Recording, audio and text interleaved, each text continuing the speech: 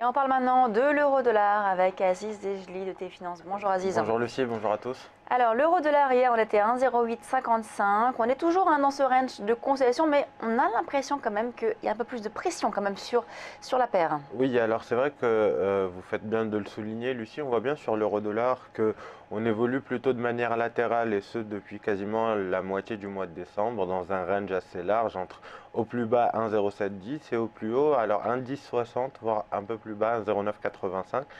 Mais globalement, on évolue de manière latérale à l'exception de quelques sorties dues à la volatilité, notamment au début de l'année, le 5 et 6 janvier dernier. Vous voyez que depuis en fait l'inscription de cette figure qui était comparable à un double bottom, figure de renversement de tendance, on est allé chercher un peu plus haut, les 1,0942. On a buté sur ce niveau à 2 reprises sans réussir à le dépasser, ce qui veut dire qu'on arrive un peu sur un essoufflement de ce mouvement haussier. Et donc vous voyez bien que depuis, on a repris le chemin de la baisse sans pour autant qu'on soit dans une tendance baissière affirmée, mais juste dans cette phase de consolidation latérale. On va alterner des phases haussières et des phases baissières. Alors en ce moment même, vous le voyez, on a cassé un niveau de support. C'était un niveau de support intermédiaire vers les 1,0837. Ça veut dire quoi? Ça veut dire qu'on a des vendeurs qui sont présents, qui soutiennent le mouvement baissier, qui remportent le bras de fer face aux acheteurs et qui donc, le mouvement que vous voyez à l'écran, qui est plutôt baissier, devrait se perpétuer. Alors on peut avoir deux objectifs sur l'euro-dollar, ça va être les 1,0803 et 1,0773. En tout cas, pour se positionner, c'est un peu difficile puisqu'on est au milieu d'un range dans le range, un range plus étroit entre 1,0875 et 1,0803. On a cassé un niveau de support, maintenant il faut scruter la polarité. Soit ce niveau de support devient résistance et dans ce cas-là, on est dans un timing idéal pour ouvrir des positions vendeuses avec un stop légèrement au-dessus des 1,0837. Soit le rebond qui peut se matérialiser, un petit rebond technique peut nous emmener un peu plus haut vers les 1,0850 voire 1,0875 et à ce moment-là effectivement profiter de ce rebond pour ouvrir des positions vendeuses.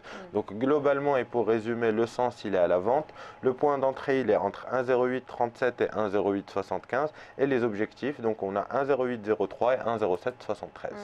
Certains des intervenants que je reçois ici pour parler de l'euro-dollar parlent souvent, maintenant commencent à revenir sur la tendance sur la paire. Elles me disent que sur du moyen terme, ils ont une vision plutôt de hausse de la paire. C'est également votre vision? Alors peut-être pas encore, on voit bien justement que dans le contexte, c'est vrai qu'on est descendu suffisamment bas, on a atteint des niveaux de support qui peuvent effectivement provoquer des rebonds. Cela dit, pour l'instant, moi j'y crois pas trop parce qu'effectivement, ça va en grande partie dépendre cette année, l'évolution de l'euro-dollar va en grande partie dépendre cette année de la politique monétaire de la Fed, dont on n'en sait pas encore plus que par rapport à l'année dernière.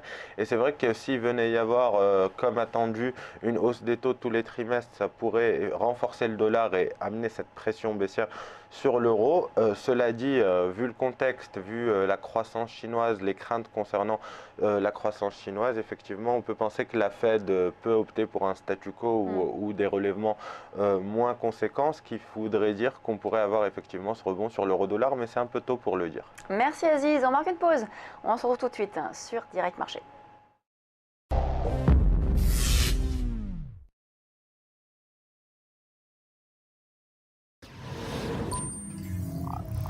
Ah, le futur. Ici, tout est tellement plus rapide. Là, je peux ouvrir un compte bancaire directement à la voix. Lu et approuvé, Nathan Lefebvre. Dans le futur, on anticipe. Pour tout. Tiens, c'est ma banque qui me prévient que j'ai de l'argent qui dort, et moi, je choisis où le placer. Mais bon, on est bien d'accord, hein. Tout ça n'existe pas encore. Ma banque, elle existe déjà. Boursorama Banque, la banque en ligne avec vous. Et en ce moment, 80 € offerts.